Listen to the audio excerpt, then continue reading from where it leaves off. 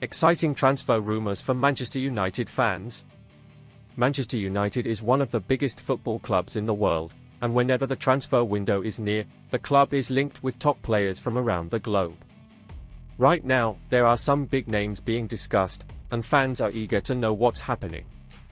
The latest rumours suggest that Manchester United is interested in Alejandro Balde from Barcelona, Mason Greenwood possibly returning from Marseille, Victor Osimhen from Galatasaray, on loan from Napoli, and Adam Wharton from Crystal Palace.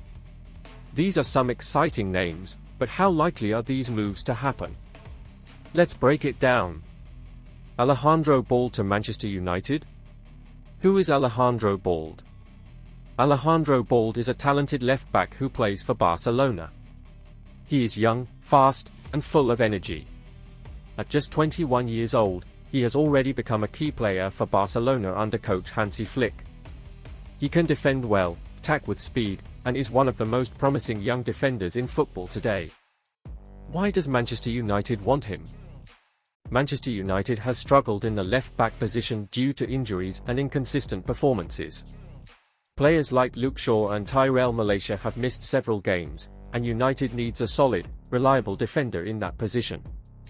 Balde could be the perfect solution. Can United actually sign him? Barcelona is having financial problems, and they might need to sell some players to raise money. This could be an opportunity for United to make a move. Reports suggest that United is ready to spend big money on Balde, but it won't be easy because he is very important to Barcelona.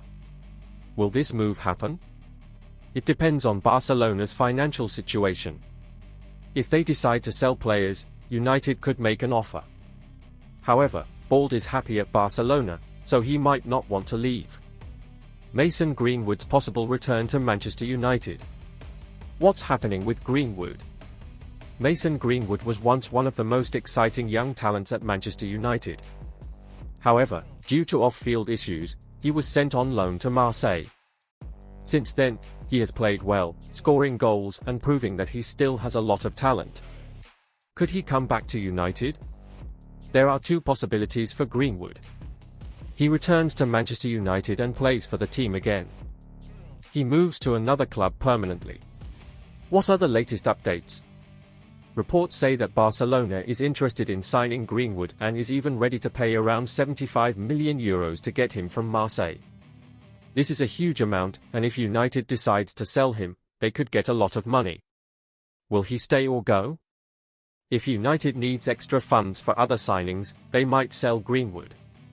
However, if they think he can help the team, they might bring him back. His future is still unclear, but things will become clearer as the transfer window approaches. Victor Osimhen to Manchester United? Who is Victor Osimhen?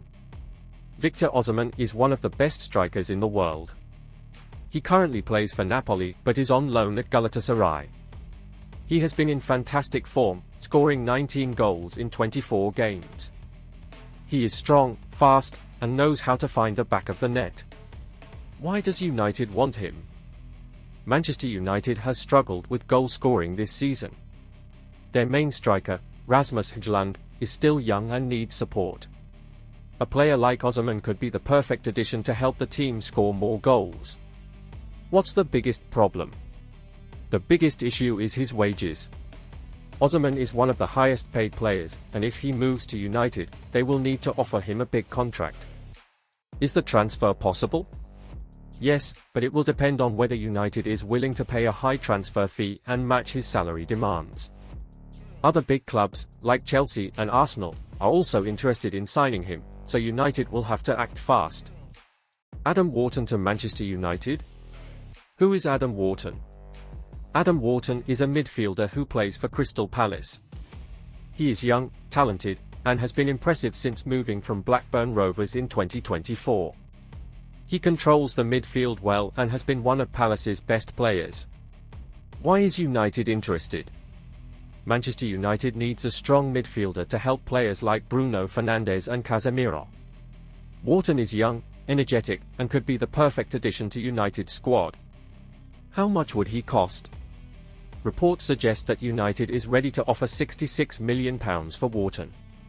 This is a big amount, but Palace might not want to sell their best midfielder so soon after signing him. Will this move happen? It depends on how much Crystal Palace demands and whether United is willing to meet their price. If Palace refuses to sell, United might look for other midfielders.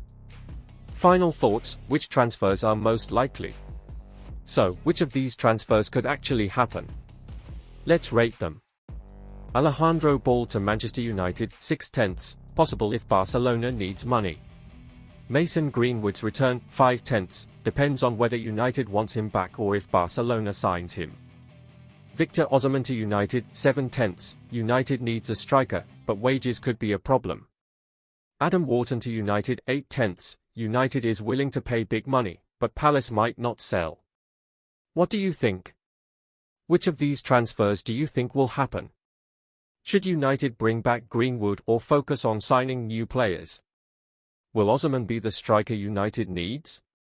Let us know your thoughts in the comments.